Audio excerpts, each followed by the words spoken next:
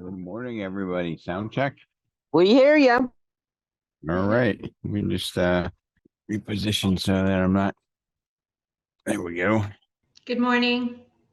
Good morning. How's everybody? Where are you? I am at the DoubleTree Hotel.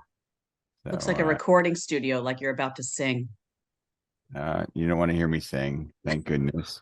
So anyway, the topic for today kind of came up from an experience last Saturday, or yeah, I guess it was Sunday, down in Boca. And I was out with one of our top agents, and we were just talking to people in the community he was looking to develop. And by putting the mission of just trying to help people ahead of getting a listing, magic happened.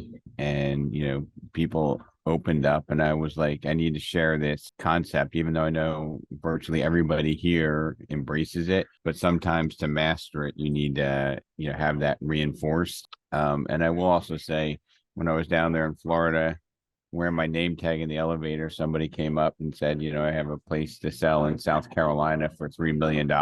And, Frank from Motto was the witness to that. So, if you're not wearing your name badge, you should be doing that. But anybody have a story where you've gone out of your way to do the right thing and it really wound up being a tremendous business opportunity for you, but you weren't looking for it? And it's almost like the motivation of trying to drive a piece of business ahead of trying to help somebody almost messes up that whole equation. And we don't have a whole lot of people on yet, but I bet that there's somebody who probably has a recent story when you can think of, I wasn't intending to get a piece of business. I was just trying to help somebody, and voila, here's what happened to me. Rob, I could share a story. I went to get my hair cut, and one of the hairstylists was telling me that her mom is in a tough spot, needs a place to rent, needs one floor, kind of looking for a miracle.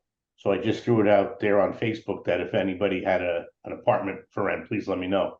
And I was able to make the connection. It wasn't anything I collected a commission on, but I was able to help out a friend of mine's mom who really needed help. She got the rental.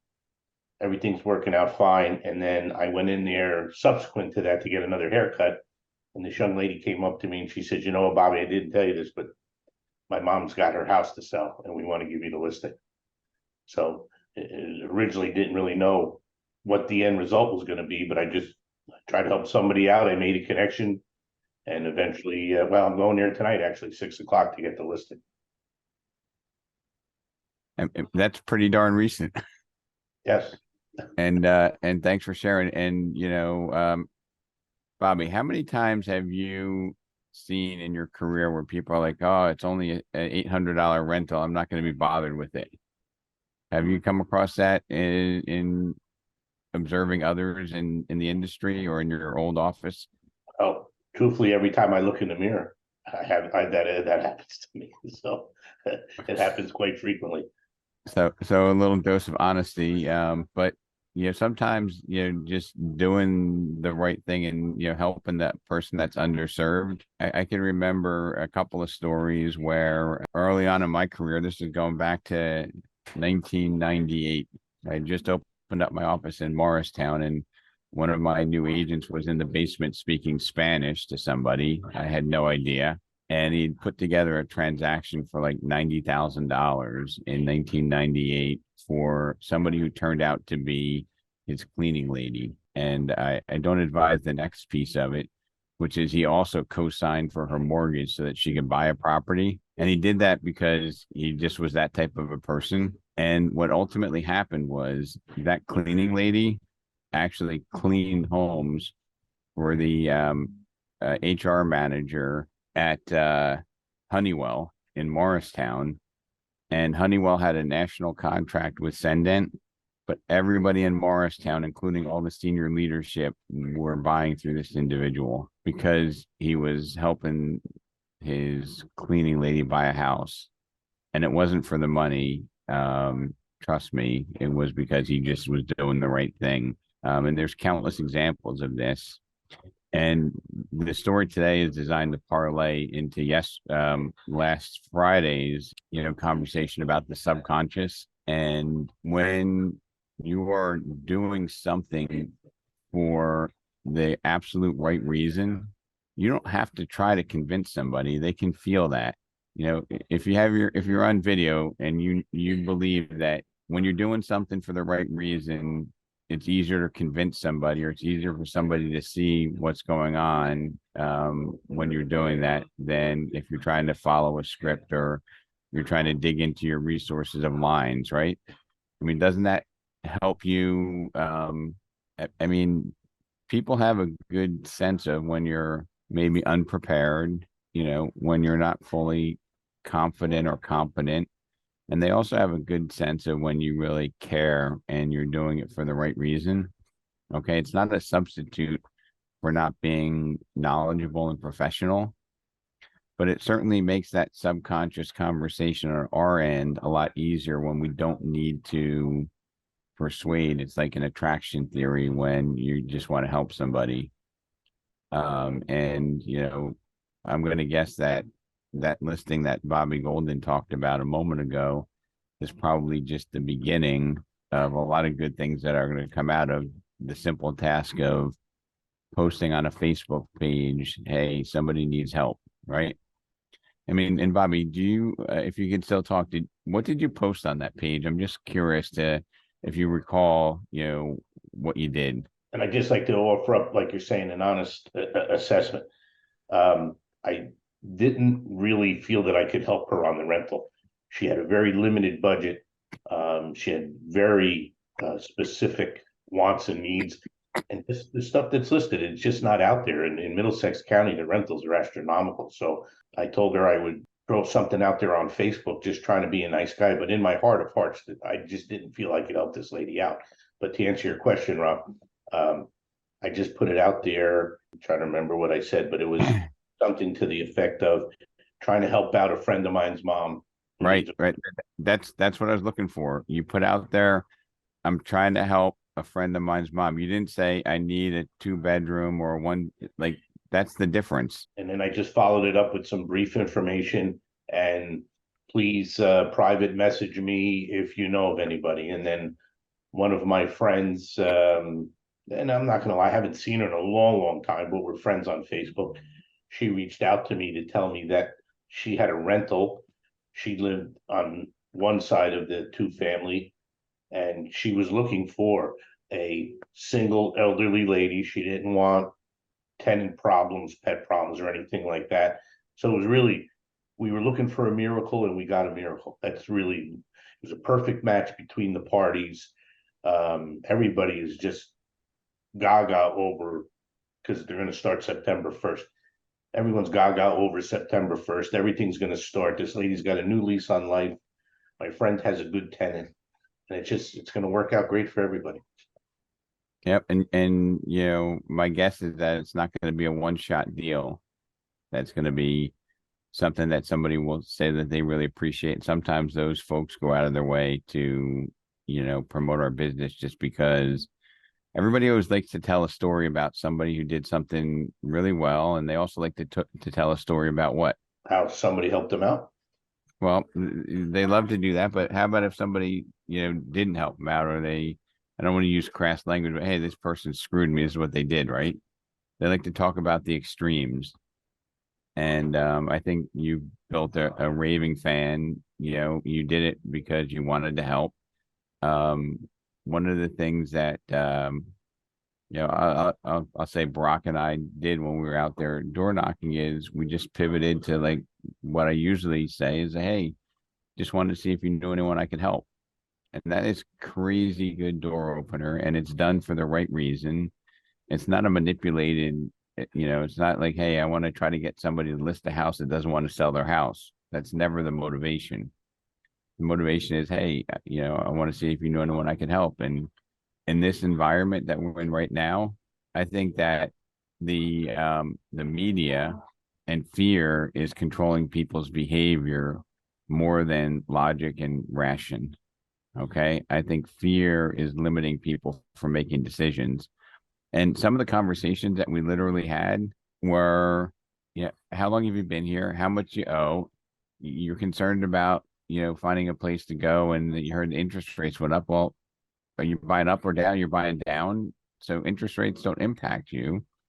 And basically, if you don't have that headwind, you're actually going to have an advantage with the higher interest rates when you go to buy. So that's all mindset and trying to help. And those of you who've been around for a while know how crazy it is. Like Colleen would be like, Rob, you're going to get arrested for doing this.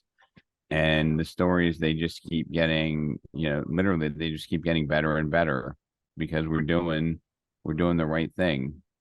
Okay, that was Saturday, and I believe that gentleman's going to be listing his house for over $800,000 just from knocking on the door, in addition to 9 other people. I'm going to read some stuff that I mostly pirated. So if you put it on, you can probably see that a lot of this is borrowed information. But those who embrace leading with a servant's heart will find it to be the magic that promotes innovation, ensures better customer care, and helps people become the best versions of themselves. Okay. If you're doing it to help, you find some extra creative energy. You literally, shine beyond where you would normally shine just by, studying and solving problems. But if you solve problems and people sense or people know that you don't really care, it tremendously mutes the result. It also limits our ability to be enthusiastic about what we do. Okay. Um, there are some leaders, and this is stuff that I quite honestly pirated off the web. The FedEx CEO Fred Smith, when he started, Chick-fil-A founder Truett Cathy, and Southwest Airlines founder Herb Kelleher said, when people are placed first, they'll provide the highest possible service and profit will follow. Okay. When people are placed first, they'll provide the highest possible service and profit follows. Okay. It's kind of amazing when you think about it, because everybody always tries to figure out profit first and then figure the equation the other way. Like, I need to make $150,000. I need to sell this number of houses. I need to do this. And sometimes we're our own worst enemy because we're putting profit ahead of providing value. And when you provide value, the law of equity and reciprocity will make it so that you can't earn what you're worth. As a matter of fact, if you ever read Napoleon Hill, Jim Rohn, or listen to Tony Robbins, if you deliver more value than you're paid, you'll be paid more than you deliver. It doesn't work the other way around. Okay. These people are committed to, go ahead. There's a glare on your face that's coming from sunlight or something like that. Okay. Let me try to reposition. Just a little bit. You just had to move a little bit to your left. Is this good? Well, no, actually, that was a little bit. That's worse. Yeah. No, Okay. that's okay. There we go. All right. I got a window here, and I guess the sun's moving. So anyway, for those of you who are newer in business, or those of you who are newer in real estate, you might say that doesn't seem to make a whole lot of sense. But maybe 3 years from now or 10 years from now, you're going to be like, that was amazing, because that is totally the way that it works. It's not, buy more Zillow leads and hope that'll grow your business. You have to have a viable business model, but the way that you engage, there are some people that just attract business because they just gush with caring, and they gush with integrity, they gush with sincerity. Okay. They are committed to giving and serving others, and they're driven by non-negotiable values, and they have a passion for excellence. That's the essence of servant leadership. Okay. I see these agents tell people this isn't the right house for you, and this isn't the right time to sell because they live in an abundant world, and that just comes back to them in multiples and multiples. Okay. Being a servant leader means shouldering other people's needs, making each person a priority. A servant leader differs sharply from those who are being a leader first and who use power, authority, and material possessions as tools for leading. Okay. Saying that you're the top salesperson, but being arrogant and not caring, having more, auto dialers and leads coming in isn't going to get you where you really want to be in this business. Business needs revenue to stay in business. Increased revenue and efficiency are a nice byproduct of shifting to a servant leadership way of thinking. But as a servant leader, there are non-negotiables when it comes to morals and ethical values. Okay. As a servant leader, there are non-negotiables when it comes to morals and ethical values. And do you think that our clients, our colleagues, our co-broke agents on other sides of transactions, may come to learn about our high or not so high morals and ethical values? Do you think that if you have moral and ethical values that, you speak differently? Does anybody want to, comment on that? Like if you are doing something for the right thing, and hopefully everybody has, the highest of moral and ethical values, but if instead of being a 10, you're at a 12, do you think people can sense that? Absolutely. They can feel your integrity. And the other thing is when you have those high ethical moral values, and you believe in what you're doing to help someone, they absolutely feel it. You don't have to say, I'm doing this to help you. As you explain to them what you're doing for them, or how you're going to fix something, or how you're going to find something for them, they feel it. They know it because you're And, doing it out of sincerity. It's and, very important. and one of the things too, Colleen, that I've, struggled with earlier on in my career is, to be, the highest, standard ethical value and whatnot, am I justified in charging a client, 3.5% on a listing, or is that taking advantage of a client? And I think the price is not the motivation, it's the value, right? So Absolutely. you can give somebody a discount on the price, right? But maybe you don't negotiate as hard and the value wasn't there. So you paid less, but you didn't get value. Okay. So I've always told agents that when you think less of yourself, when you're desperate, people feel that and sense that, and it puts you in a very vulnerable position. When you're trying to help someone, you want them to value your advice. If you do not value yourself, they lose respect for you.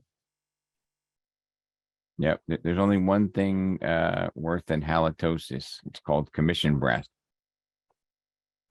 People can smell that over the phone, and it's not good. So anyway, your motivations and your balance between, having a sustainable business, charging a fair price, and, being a servant leader, having, the highest ethical and moral standards, how much easier is it, Colleen, in business and for mentoring the amount of new people that you've done, if they don't have to think about what's the right decision, right? If the right Exactly. decision's always clear, it makes life a lot easier. You don't have to think about, did I do the right thing? Should I have done something differently? And if you're truthful with people, you never have to go back and think, "Oh, what did I tell them when I really meant this or I really meant that?" or if you're not telling a full truth. That's it. These things are very important. That's an excellent point because you don't have to keep track of your white lies or outright lies, right? Exactly. In life as well as business. And a decision that we make is either right or wrong, whether it's for an $800 rental or an $8 million commercial building, right? The amount of money should never compromise a decision. And I know sometimes that's tempting. It's a very simple decision for servant leaders. You just do the right thing always, It comes back tenfold. right? Yeah. You think That was something that I learned very early on, whether it was a $1 million listing or a $200,000 listing. They both got treated exactly the same way. What I did for a $1 million listing, I did for a $200,000 listing. Same brochures, same handouts, same presentations. Yeah, did I make a lot less on the $200,000 one? Sure. But those people come back and they buy again and again. And I feel good that I've given them the service that they deserve and not what I see other agents do for the lower end properties in terms of cutting back on their services. It's not right. It doesn't feel right to me. So I never did difference. Yeah, it's your sincerity and your professional, and of course your confidence. If you have a lot of confidence, you've been experienced. Most of the agents on here today are all experienced, so you have that experience when you go to appointments, and when you do talk to clients. Your sincerity has to come out, and professionalism has to come out. Yeah, and he's correct. Robert's correct. Doesn't matter if it's $150,000 property or $1 million property. Your delivery and the way you come across with your personality has a lot to do with keeping the clients interested in everything you say. And Ron, the people who treat clients differently, like the $150,000 buyer versus the $1 million buyer, okay, that mindset that I see is not usually sustainable, or is not usually somebody Yeah. that's going to be, seeing year over year growth. And here's a myth in this business is, the market's tough now. I got to cut back on my spending because I'm probably not going to make as much money. I think that's a tremendously flawed, horribly flawed myth. Okay. I don't know how many thousands or hundreds of thousands or maybe even millions of people have left the real estate business because the market shifted.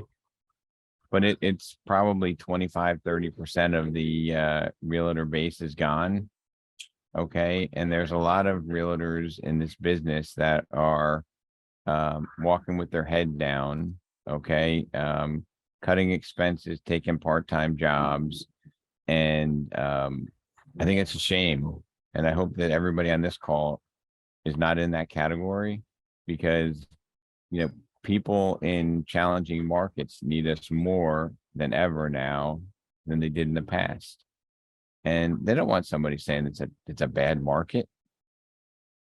Nobody wants that. Okay. I Market's a agree with market. you. I agree with you 110%. I feel a market like this is actually an advantage for us. If you're a true professional, believing in what you're doing, you will succeed in this market. There's no reason why you wouldn't. The other day in my class, we were talking about revising your business plan again, because things change. The market's changed. Your business plan's got to change. You have to revise it. And you have to look at your goals, and you have to shape and form your business plan to what we're dealing with. Because if you're living by the same business plan when things were good, it's going to change your attitude and your when you do your presentations. So we're working on that the other day. It seems to be helpful. I think you become more professional more astute when the market is a little more challenging. I think it helps you to grow, and I think it helps you to be a stronger professional. And it's in a we're in a market where people absolutely need us. So, I was fortunate enough when I started out in the business, I started out as a lender, and I really felt that I was a servant partner to the real estate professionals, and that we, flourish together by providing a flawless experience to the client. And I had a mentor who early on said, you're going to come across a lot of people in this business, and people are going to cut corners, you know um and in my case, there was things called fax machines.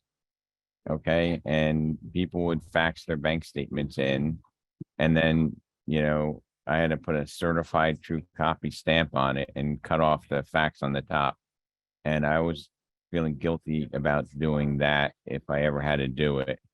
But once you move the bar, and you break the rules, there is no boundary. Okay. And there's no transaction worth your reputation. There's no transaction worth your license. And I hope it's not even worth your license, but worth your reputation. Right. So don't do something that could jeopardize, your good reputation. And when you do something, if you ever do something that's not a 10 out of 10 or a 12 out of 10 about serving the client, even when you get paid, it doesn't feel that great. When you do something and, somebody's gushing because they didn't know that they could buy the house, or they didn't think they could sell the house they inherited for that amount of money, or they just needed guidance, and you were there to provide them the guidance and show them the way. Not only do you get paid, it feels good. You get repeat business, and it's the sustainable piece of the business. Colleen, you were talking about, how, this is a good market for us. And if you've been on these masterminds for a few years, we work through great markets, right? And we're saying this is a great market. And then the market shifts and we're saying this is a great market. Somebody might say, yeah, this is kind of losing its, it's not really genuine. How can it always be a good market? Well, the reason it's always a good market is because we need to pivot, and we need to be the Wayne Gretzky here, and we need to play where the market's going, or play where the puck's going, not where it's been like everybody else, right? When you read the newspaper about, sales, or you see it on the internet, hey, here's what's going on, and they report sales. Maybe they report, July sales by August 20th, right? For NAR. Okay, how old is that news? I mean, those sales were people who were pricing their home in April and May, and they went under contract in May and June, and they closed in July, and they're reporting in August. The world is tremendously different between August and now. And if your client's using data from homes that sold in July without knowing what's happened since that went on the market and went under contract, okay, we're not being good servant leaders. We're not being, good custodians of the business. Okay. And I'm going to ask Colleen to finish this sentence. In this business, you're either growing or. Oh, you're growing or you're dying. No. That's so true. You Nobody's either lead or follow, or you get out of the way, Yeah. And if Yep. you're standing still, you're losing ground. Well put, Tony. Yeah. So when I was in the lending business, working with great agents, it didn't matter what the interest rates did. It didn't matter how many millions of homes sold in that year. I grew my business every single year by design. And I'm not saying that arrogantly, but I'm saying that to change your mindset, because there are people in this company, and our leadership team sees it, who are having stellar years, the best years ever. Okay. and it's not because the market, the tailwinds of the market is pushing them there. It's because they're just doing the same things and they're helping clients on a one-on-one basis. And, they're getting to be more efficient as they grow. They're figuring out what works, what doesn't work, how to better leverage themselves to serve more clients. And, the amount of benefit you put out there, unfortunately, or fortunately for many of us, is determined by the amount of dollars you bring in. Because if you're not helping anybody, you're not getting paid. Right. And if we're not putting short-term profit above long-term goals, what you've gotten paid through August 25th is a reflection of how much you've helped, your community, the people that, trust us. And your community could be your network, it could be your geographic community, it could be your BNI group, it could be whatever you define that to be. But I really think if we're looking at it and saying the market is down, 14% this year, and I'm only down 6%, yeah, that's great. But I think that we should be growing our business constantly. And I'm not saying this to be critical. I'm not saying this because, I want to run more commissions through the business. I'm just saying that it's a limiting belief if you allow anything outside of what's between your ears to drive what this year looks like.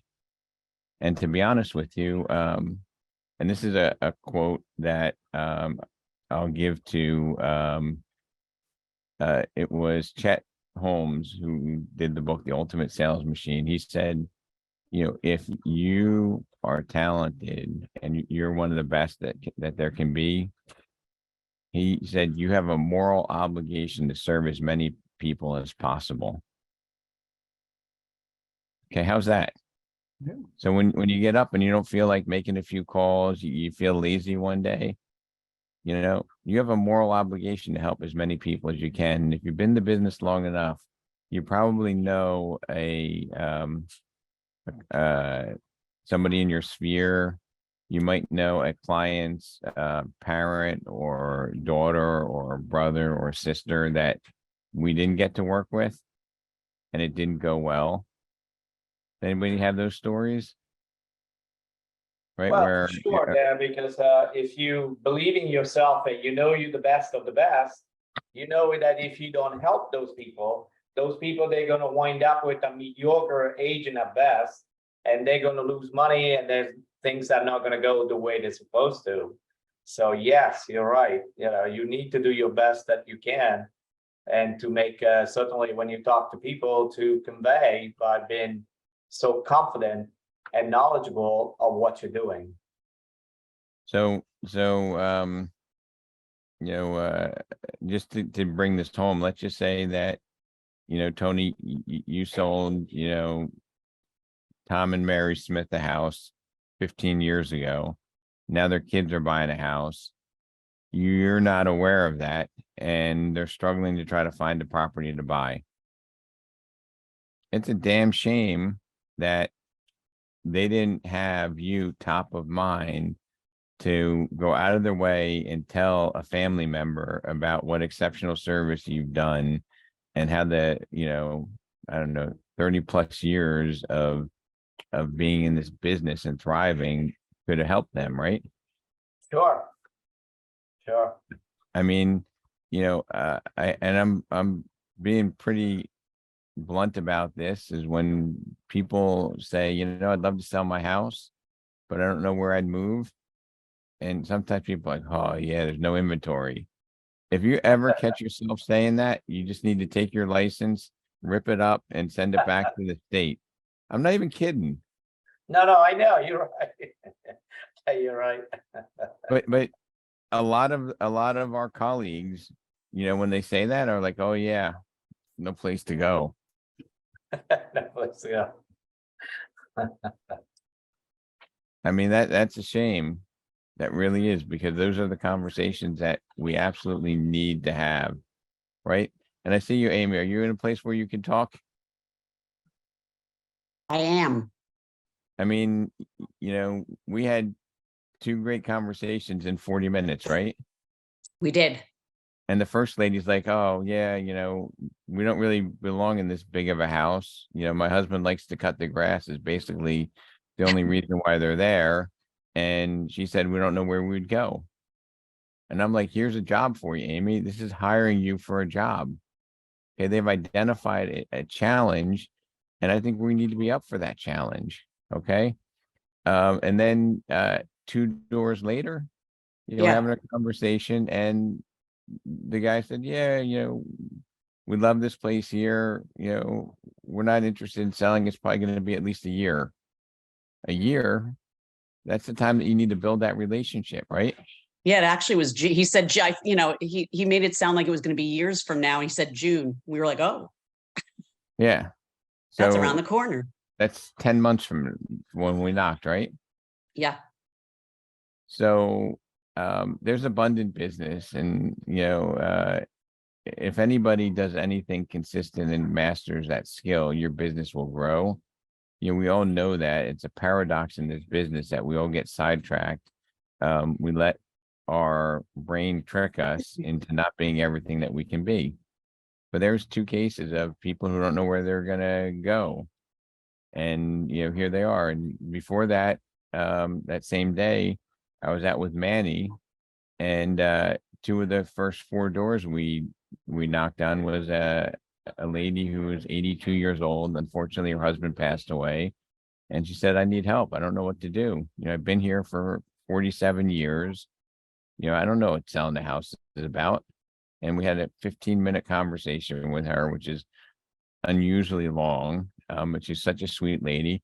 And we go 4 doors down, a gentleman's having a yard sale, and he's like, yeah, I don't know where I'd go. I'm like, well, tell me a little bit about you. He's like, well, probably I would just go to my house down in Bayhead and stay there. I don't really need 2 houses. That was about a 5 to 7 minute conversation. And, he didn't even need to find a place. He already had it.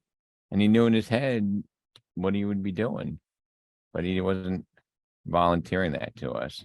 I know of 2 houses that are empty nesters.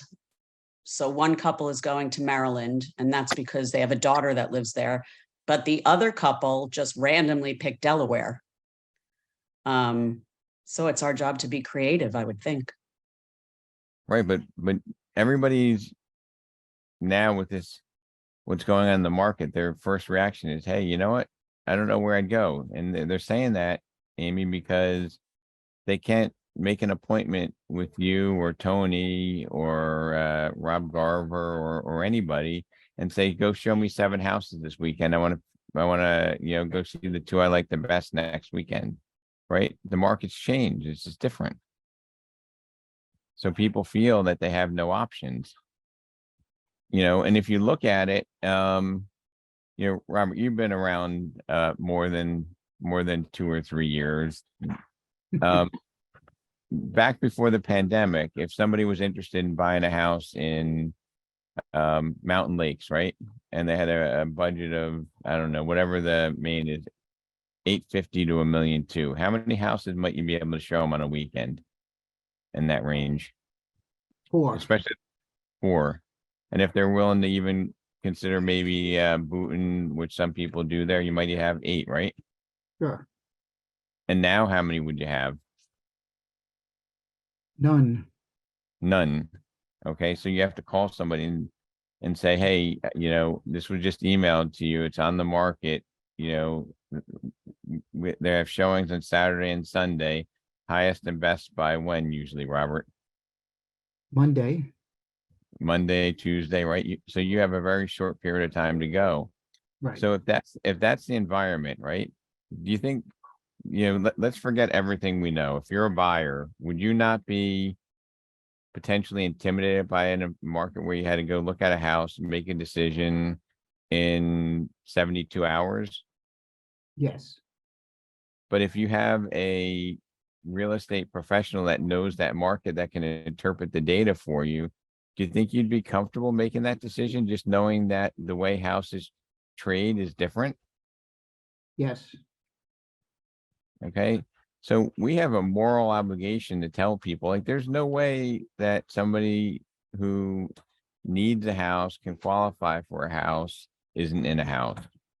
There's no reason why somebody's in a 2-story home when they want to be in a ranch, or they want to be in, they want to have no exterior maintenance. A lot of these long-term homeowners, they need our help, but they're just not getting the information from us.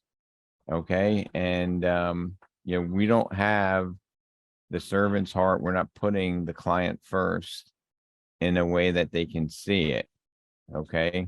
Or sometimes our mind is tricking us because, for us, it was a lot easier when we could show somebody 7 houses and then say, all right. Yeah, I remember, I don't think Scott Kaplan is on, but Scott Kaplan reminded me of something that years ago the agents used to do. He would actually print out, all the open house sheets, right? And you'd go to the first one, they'd make some notes on it. They go to the second one, they'd make notes on it. Then he'd say, okay, out of these 2, which one is the best? Okay, this one. Then he'd show them the next one. Before they showed them the 4th one, which one's the best? Oh, it's still the second one. And then when he got to the end of the day, he was like, we knew exactly what was the right choice for them in 95% of the time. And we also we also had a second choice if the first one didn't work out. Oh, so you are on, Scott. I'm here. I'm just quiet. I'm getting ready for a listing after this, so I'm just being quiet, working in the background. But that is, I don't want to say that it's simple, Scott, but it's so brilliant. It's simply brilliant, and a lot of people forget that. And then at the end of the day, if you showed them 5 houses in that old market, they would blend the houses together. They'd like, oh, I like the house with, the pool and the updated kitchen, but those were 2 separate houses. They just, forgot because they saw them all in one day. They can't process it. So there's no great markets. It's just what we do with the market. Okay. And we can't change the way that we engage clients. You either put the client first and then the money comes, or you don't. You either have integrity or you don't. Okay. You either, have that growth mindset or you don't. You're either growing or you're dying. And I hate to be so blunt, but I don't want to be down on the business. I love what I do. If I won the Powerball, I told Colleen I'd probably buy another 10 offices down there. I wouldn't retire because I love it. Okay. And if you don't love what you do, maybe it's because you don't have the right strategy, or maybe there's, 1 or 2 people on the call that, really don't belong in the business. I hate to say it, but you have to find a way that you can get leverage on yourself where you enjoy the process. You want to help the client. And then when you do that, the money comes, right? It's utter abundance. You can't believe how well you did when you do those things first. Okay. And you overlay the subconscious mind, right? And getting into rapport and having people know that you care and you want to help them with the mindset of whatever the market's going to throw at me, I'm going to be the best, because there's no feasible possibility where houses don't sell, right? And if you are of the mindset that you're going to pivot before everybody else, you're going to play where the market's going, not where it's been. You're going to have these conversations with elevated levels of confidence and no levels of BS. Okay. And you're going to tell a client, I want to help you, and I'm going to show you what you need to do to get what you want. And, I'm not sure why you're saying the market's difficult, but, I'm here to help. Well, the first thing is that, we are in sales business there. So you got to surround yourself with successful people. Stay away from negative people, because that never done anything good. So that's one thing. That's one thing. The other thing is that, yes, the sales are down, but if you know the numbers, you got to check your numbers daily, weekly, and monthly. So you see where the market is going, and you got to adjust accordingly. You know, and in the last 4 weeks here in Broward County, we had from what do you call there? We had an average of 800 sales a week. So 800 sales a week times 4 is 36. No, 3,200 sales. So how many do you want? It's up to you how many you want to take it. How many you want to do. So And the Anthony, yeah, the I'm going to market is not the zero. If the market was zero, then it's something else. But the market is not zero, that it's not zero. So just go and work. You just gotta adjust. You know, I am very fortunate because when I started the business, certainly I did not speak English. I came from another country, and the interest rate here was 17%. Nobody told me that the market was tough. So I came with somebody gave me the idea to knock on doors. And every day, I was doing 200-300 doors. And by the end of the 12 months period, from 83 to 84, in the summer of 84, I was averaging 8-9 sales a month. I felt so bad that that was the first time that I took my wife to Italy. I felt so bad to leave somebody in charge to close all those deals that were closing, you know, while I was on vacation in Italy. Hey, you know, you are on vacation and somebody else is doing the work for you. Yeah, so you just got to adjust to what you got to do, what is going on. What's going on. That's all. So, Deborah, thanks for the birthday wish. And Tony, I want to tell you how an abundant thinker and processes what you said. There's 3,200 or 3,400 sales in Broward County in the month. Yes, in the last 4 weeks, they Right, average 800 a week. Right, but let me tell you something.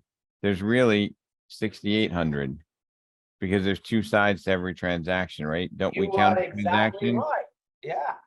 Yeah, I forgot about that. Yes, you had 2 sides to the deal. You exactly right. So that's what putting the client first makes you. Yeah, I'm more excited when I help one of you pull something off that's impossible than I am if there's more money in the bank account at the end of the month, because that doesn't really make a difference to me. Like, it doesn't change my life. But if I help somebody, we go out and we get a story worthy experience. Okay, that's what keeps me in the game. Okay, Amy, knocking on doors with somebody. How long have you been in the business? A minute. A minute in the business, right? Let's say January. Yeah, don't stop. Don't stop. Keep going. Keep going. Right, and to see Amy lit up when she did her first rental. Okay, that's what motivates me, right? You would have thought she brought in a $40,000 check, but it was probably dinner money after it closed. But it was the energy that you had. It's getting that first one under your belt. That's what inspires me. And Thank you. listening to Bobby Golden, tell the story about just trying to do something to help somebody. And I'm going to say a lot of people, and I'm going to say this to you, Amy, because you're new. A lot of people, when somebody says, I need this impossibility, and the agent says, let me see what I can do. You know what they really do? Nothing.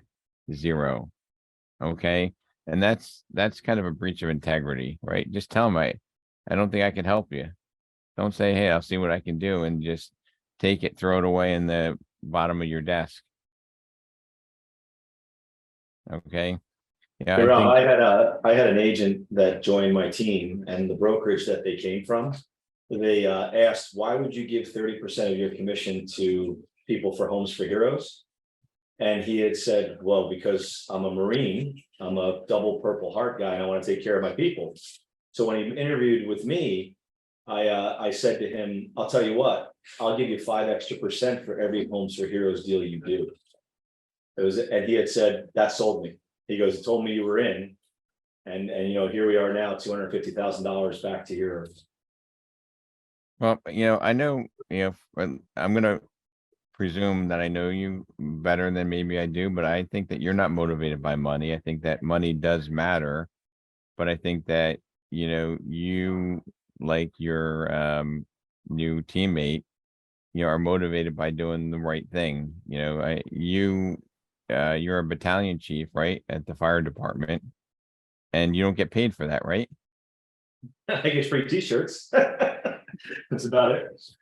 No, but I mean, like that says a lot Yeah. about that says a lot about your character, Yeah. because I see people who are in civil service who all they do is complain about, oh, my raise was only 3.7, and 2 towns over they got 4.1%, and they just let the negative energy fester, and then they just, I think they don't like their job because they're too engulfed in the politics. Yeah. Yeah. And the difference that would probably make, you wouldn't even see it, but it's all about what you focus on. So Glenn, again, thanks for sharing, and for those newer in the business, take a leap of faith, trust those who've been around for a while. And some of us that have been in the business for a long time, sometimes we need a refresher to pull us up, especially when there's a lot of negativity out there. Okay, there's a lot of negative sentiment in the consumer's mind, and we have a moral obligation to be honest with them and to share with them what's possible. Okay, if they had complete clarity, if consumers had complete clarity by a fully honest, educated, professional, servant-minded community of realtors, there would be so many more transactions because people would know what's possible. Okay. And those extra transactions would far outweigh the few transactions that are done by people who are manipulated to do something that they don't want to do. Okay. And I found in my career that when you try to manipulate and try to force a transaction, it usually doesn't come to a conclusion. And then you spent time for no pay. But that, I think, is perfect. That's poetic justice.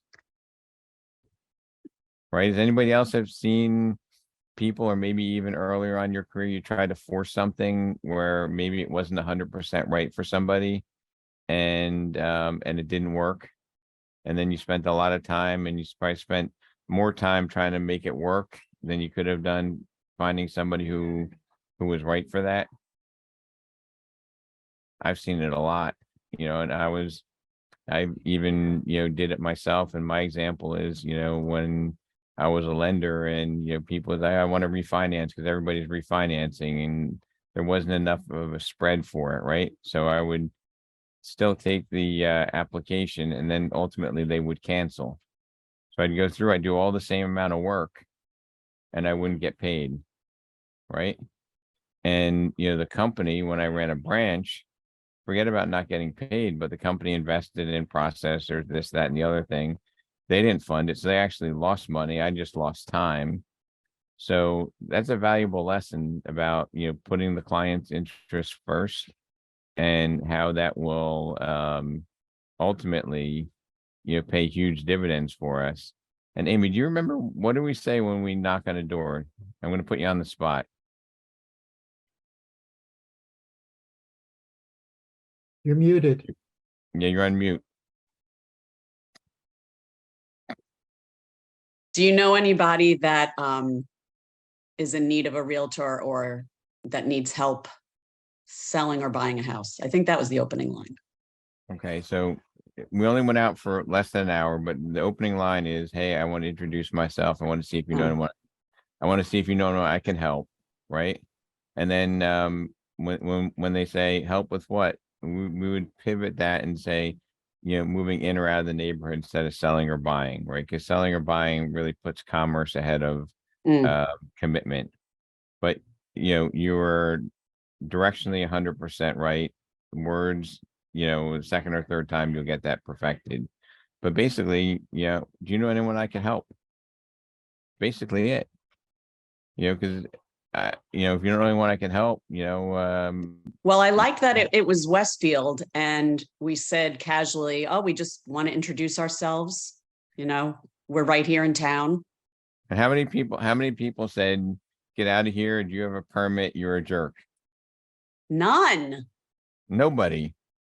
I was shocked, pleasantly Nobody. surprised. No, they love to see you working, that's, they say, wow, you do this, you really, yeah, because they think that we sit behind the desk and waiting for the phone to ring, so when they see you, whoa, and then if they know you, oh, wow, it's like you are some kind of actor or an actress, that they just saw, they just met, oh, it's Tony Vera, oh, I'm just like you, don't worry about it, don't worry about it. So Rob, I had an experience very early on in my career where a very popular postman in town came to me with his wife looking to buy a house, and we found a house, and they were pre-approved, and I was sitting with them the night they were signing their mortgage papers, and I just looked at them and something didn't look right. And I asked them, what's the problem? And as we talked more and more, it became apparent that they were concerned that they weren't sure that they'd have enough money to buy food in addition to pay the mortgage on this house. And the more we talked, the more I became convinced that this was not a good thing for them to be pursuing. And we canceled the deal at that point. And this early on, I really could have used the commission, but I just felt really badly for them. And he was so relieved that when he went on his rounds around Mountain Lakes, he told everyone what a great realtor I was because I was looking out for him. And hearing about that from people who called me up and said, hey, I spoke to Mike the mailman and he was raving about you. And I mean, that really made me feel good. And I think that really set the course for me going forward. So I really, appreciate everybody sharing the stories. I want to acknowledge all the birthday wishes. Too many names to call out, but thank you so much. And I want to conclude this from where my mind was, and even give a shout out. When I started out in the business, I'd say I had a very good work ethic. Okay. And I had a growth mindset, but I didn't have somebody that kind of kept me running in the right direction. Right. And, there was a person named Greg who was my first manager. And Greg, I would say, gave me a lot of things that later on in my life I look back on and said, you know what? I really respect the way that he conducted business and the mentor that he was for me in the industry. And I had this crazy dream that someday, before I even thought as exponentially as I do now, that there might be 100 people that when they retire from their career, they'd say, you know what, that guy Rob Lazar was really instrumental in helping me, stay in the business when it was difficult, make sure my business grows the way I want to, teaching me some things that maybe I already knew, but I didn't put into play. And if you have that same mindset and you want to help, people, where they're going out of their way to introduce you to people that you can then repeat that process and help, that really feels good on top of whatever is in bank account. So I just wanted to share that with everybody here that, I really get inspired when I see everybody, have a breakthrough, achieve their goal, do things of that nature. I never look at, what does that transaction do financially to me, because it doesn't really matter. At the end of the day, if you do all the right things, everything falls into play. and you surround yourself with a team that's going to tell you, you know, Glenn, stop running so fast and maybe get a better direction, right? So that, you know, everything is sustainable and healthy, right? That's what a good mentor does. That's what somebody who cares does. They're not, you know, looking at it and saying, you know, what's the economic impact of this one transaction? And in your lifetime, it probably means nothing. But if you know, have that mindset of helping people, and they were, you know, saying, hey, you know, Glenn changed my life because I didn't think I could buy a house. And now my kids have a house, and, you know, we broke the chain of being a lifelong renter. I mean, think about that. You know, we have that ability, we have that power. Oh, so. You know, every time when I was a lender, does anybody ever call a lender with a potential buyer, and maybe they don't qualify? What does the lender tell you? Anybody Colleen, what does a lender normally tell you if the person doesn't qualify? Well, Thanks. it's funny that you say that, because I was thinking about that this morning when you start talking there. That you said, you know, if the deal doesn't feel right, don't get involved. And I'm very proud of myself to be in the business for 40 years. And I always did that. And a couple years ago, I sold their house, these people's house, because they could not afford, or they wanted a bigger house. I don't remember correctly, but I sold that house there, and then I sold the condo for them too, that they were renting, but they were not getting the rent, that they could not handle it. He was a veteran, but he was working under the table. He was a mechanic, and he was working under the table. He was getting paid cash. She was doing nails at home, so she was paid cash. So I knew the situation, but you know, who am I to say, no, you don't qualify? So I had them talk to my lender, and the lender called me back and said, Tony, these people don't show income. How you gonna qualify them? I said, did you tell them that? And she said, yes. So I called them back and I said, you know, this lady said that she cannot get you the money. And guess what? They wind up with, which Ron knows very well, they wind up with a lender that we started with, me and Ron, in the good old days where everything was duped up, you know, whatever they did. Anyway, that guy got them closed.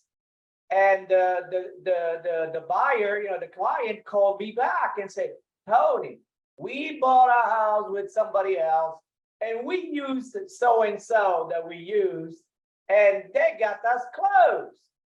I said, okay, that's fine. I appreciate your, you know, your suggestion. So I called back the mortgage broker that I deal with, and I said, how the heck that guy, I know he's a shyster, but how the heck that guy got this man approved VA? And she told me, says, Tony, they duped up everything like the good old days. You can do that now. So Tony, I'm gonna give you a different lens to look at that.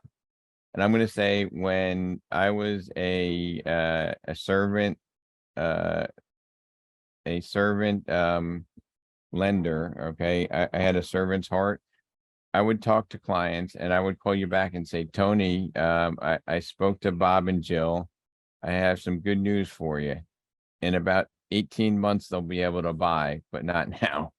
Because what lenders would always do is say they don't qualify, right? And then they throw their name in the trash.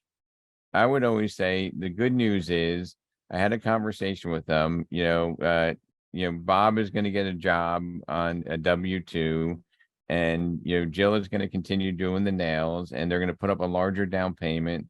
They'll be able to go with an expanded ratio program with a larger down payment in 18 months. And everybody had, I never had somebody that I said, you'll never be able to buy. No, If you're true, yeah. self-employed, you know what, unfortunately, maybe you need to stop padding all your expenses and report your income for the next 2 years. I always had a solution, and this industry, and Colleen, you probably will agree with this, running branches for multiple companies. If I can't do a transaction today, you're dead to me. Do you see Yeah. that? Yeah, quite often. And that's the best people in this business. That's not the way they operate. Okay. Good news is Eric Funk, you know, Tony can buy in 6 months. He's going to get a co-signer and he's going to show some more income this year on his tax return. There's always a solution.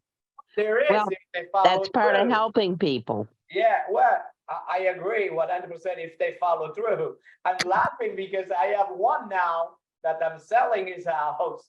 And I don't know how he got approved. If he closes, it's his problem. If he doesn't close it, it's his problem. But I asked him 6 months ago, again, he had the credit almost 500. So he had to give it up, bring it up to 600, the credit score. So 6 months later, I talked to him again. I said, how we doing? Oh, Tony, it's worse. I said, oh boy, I said, you got to keep working on it because otherwise you're not going to be able to get a house. So he calls me. I said, no, Tony, I found somebody. Oh, really? I said, you trust that person?